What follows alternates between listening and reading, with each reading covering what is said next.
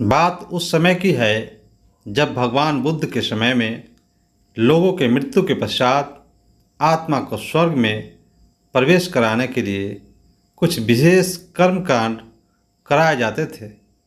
होता यह था कि एक घड़े में कुछ छोटे छोटे पत्थर डाल दिए जाते और पूजा हवन इत्यादि करने के बाद उस पर किसी धातु से चोट की जाती।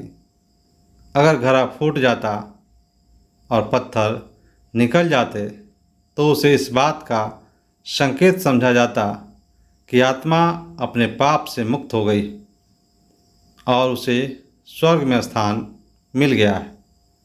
चूँकि घड़ा मिट्टी का होता था, इसलिए इस प्रक्रिया में हमेशा ही घड़ा फूट जाता और आत्मा स्वर्ग को प्राप्त हो जाती। और ऐसा कराने के बदले में पंडित खूब दान दक्षिणा लेते। अपने पिता की मृत्यु के बाद एक युवक ने सोचा, क्यों न आत्मा शुद्धि के लिए महात्मा बुद्ध की मदद ली जाए।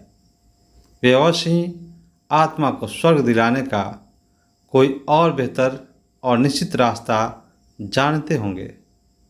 इसी सोच के साथ वो महात्मा बुद्ध के समक्ष पहुंचा।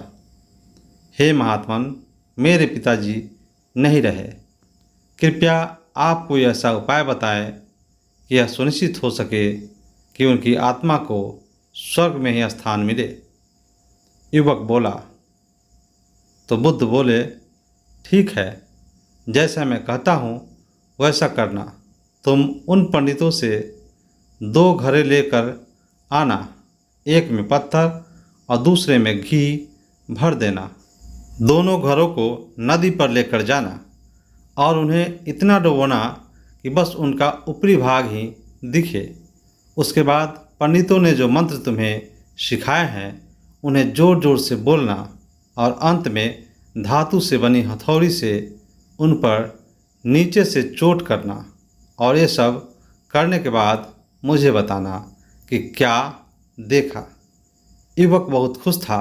उसे लगा कि बुद्ध द्वारा बताई गई इस प्रक्रिया से निश्चित ही उनके पिता के सब पाप कट जाएंगे और उनकी आत्मा को स्वर्ग की प्राप्ति होगी। अगले दिन युवक ने ठीक वैसा ही किया और सब करने के बाद वह बुद्ध के समक्ष उपस्थित हुआ। आओ पुत्र, बताओ तुमने क्या देखा? बुद्ध ने पूछा। तो युवक बोला, मैंने आपके कहे अनुसार पत्थर और घी से भरे घड़ों को पानी में डालकर चोट की।